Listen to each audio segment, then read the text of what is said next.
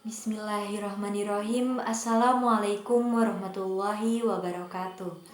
Innal hamdalillah nahmaduhu wa nasta'inuhu wa nastaghfiruh wa na'udzu billahi min syururi anfusina wa min sayyiati a'malina. May yahdihillahu fala mudhillalah wa may yudlilhu fala hadiyalah. Asyhadu an la ilaha illallah wa asyhadu anna Muhammadan abduhu wa rasuluh.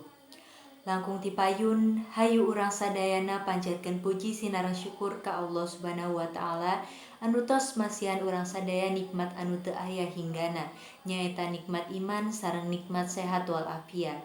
Teu hilap sholawat sinareng salam mugia dilimpahkeun ka junjungan urang sadaya Nabi Muhammad sallallahu alaihi wasallam, ka para kulawargina, ka para sahabatna sareng ka urang sadaya salaku umatna dugi ka akhir zaman. Amin ya robbal alamin.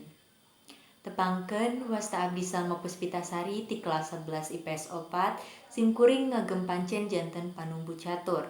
Teu hilap ngahaturkeun ruwun nuhun ka para pangjejer serta pamilon anu parantos keur sahadir dina ieu kempelan kanggo medar sareng ngadiskusikeun ngeunaan pentingna pengajaran basa Sunda di sakola anu aya di Jawa Barat. Kukituna supados henteu nyangkolong kana waktos, hayu urang sadaya buka ieu sawala ku aosan basmalah sasarengan. Bismillahirrahmanirrahim. Hadirin pangjejer sareng pamilon anu kusimkuring dipika hormat, dina waktos anu saya ieu abdi bade nepangkeun pangjejer anu bade ngadugikeun ka mandangna.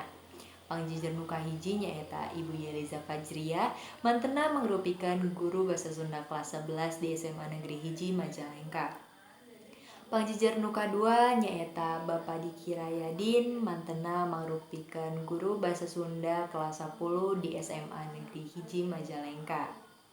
Kukituna kanggo ngawalakeun pengajaran basa Sunda di sakola dihaturanan ka Ibu Yeliza Fajriah kanggo ngadadarkeun bahasanana.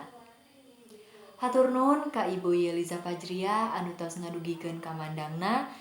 Naon anu tadi tos didugikeun ku Ibu Yeliza Fajriah, kusabab semakin berkembangna budaya asing di Indonesia, urang kedah terus ngalestarikeun basa Sunda. Salah sahijina nyaeta ngayatkeun pangajaran basa Sunda di sakola kanggo numbuhkeun kasadaran pikeun pentingna fungsi bahasa daerah. Salajengna dihaturanan ka Bapak Diki Rayadin kanggo ngadugikeun ka mandangna.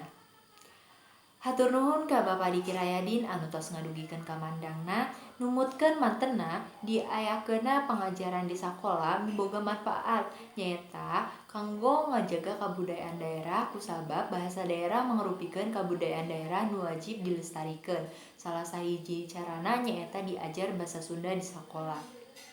Ayeuna simkuring bade masihan kasempatan kanggo pamilon anu bade tumaros, tong hilap kedah nyebatkeun wastana. Hatur nuhun ka Amelia Riani anu tos ngadugikeun patarosana. Patarosana nyaeta kumaha sikap urang anu leres dina ngarespon babaturan anu isin nganggunakeun basa Sunda. Disumanggakeun ka Bapak Diki Rayadin kanggo ngawaler patarosan ti Amelia Riani. Bapak atawa Ibu kalire rencangan sadaya anu dipihormat, rupina sakitu anu tiasa kapidangkeun dina ieu sawala. Hatur nuhun kana perhatosanana ti sadaya hapunten bilih aya kalepatan sareng kakirangan. Billahi taufiq wal hidayah. Wassalamualaikum warahmatullahi wabarakatuh.